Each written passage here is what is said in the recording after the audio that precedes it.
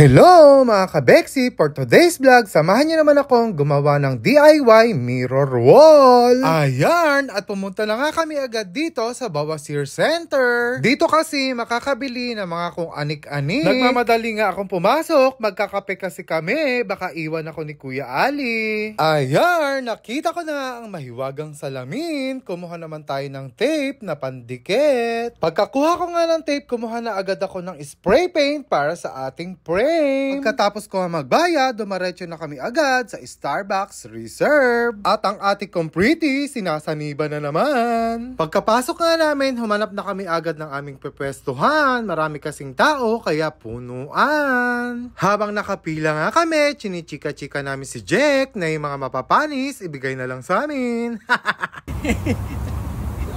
Ayan, tuwang-tuwa nga si Kuya Ali kay Badet. May sinasabi kasi siya, hindi nadidinig ni Badet. Medyo bingi nga kasi si ate kong Badet. At syempre, ang always naming ino-order dito, ice white mocha. Ito nga yung favorite ko dito sa Starbucks. Hindi mapait, hindi matamis, sakto lang. At balik na tayo mga kabeksi sa pagdi-DIY. Ito nga pala yung before ng wall ng aking dining table. Dating ko nga sa bahay, sinukat ko agad kung paano ko siya ididikit, pahiga ba or patayo. Ito nga palang aking gagamitin, 9-piece na mirror wall, 2 spray paint at mga tape. Sinimulan ko na ang gawin mga kabeksi dahil alas 2 na yan na madaling araw. Nilagyan ko lang ng tape yung mga gilid ng salamin at saka ng papel para pag inisprayan, hindi malagyan yung salamin. Akala ko madali lang gawin to dahil sa mga napapanood ko sa mga nagdi-DIY ay madali lang pero mahirap pala. Inabot na nga ako ng alas 5 ng umaga at gising na si Bess, nagluto na rin siya ng breakfast. Pagkatapos kong takpan yung mga salamin, iniready ko na sila para mapinturahan na. Ayan, at nakaredy na nga para mapinturahan na ang mga frame ng ating mirror.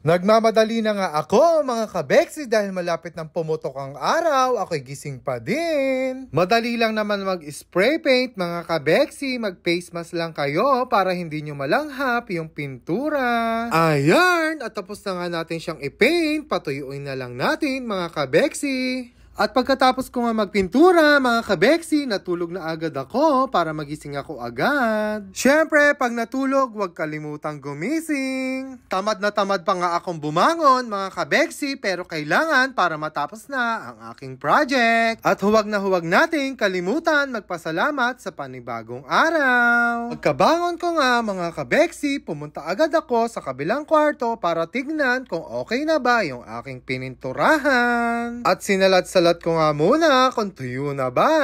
At tuyo na nga ang ating paint mga kabeksi, so ikabit na natin siya sa ating wall. Tinanggal ko na nga muna yung mga tape at papel na aking dinikit bago ko siya ilagay sa ating wall. Pagkatapos ko nga tanggalin yung tape at saka papel, sinukat ko naman kung gaano kataas yung pagdikit ko sa ating salamin. Pagkatapos ko naman sukatan yung wall mga kabeksi, sinimulan ko na maglagay ng double tape adhesive para mabilis ko nang maikabit yung mga salamin. Habang nagdidikit nga ako mga kabeksi, kinakabahan ako parang hindi didikit tong double tape adhesive. Kaya ang eksena, tanggal kabit hanggang sa maidikit ko ng lahat. Sa totoo lang mga kabeksi, napakadaling panuurin pero napakahirap gawin. Ang hirap pala nito. Ayan, at nadikit ko na nga yung 5 piraso pero ang kasamaang palad, isa-isa silang nagkakalaglag. Yung ibinigay mo ng lahat pero iniwan ka pa din. Ang ending, ayan, tanggal kabit,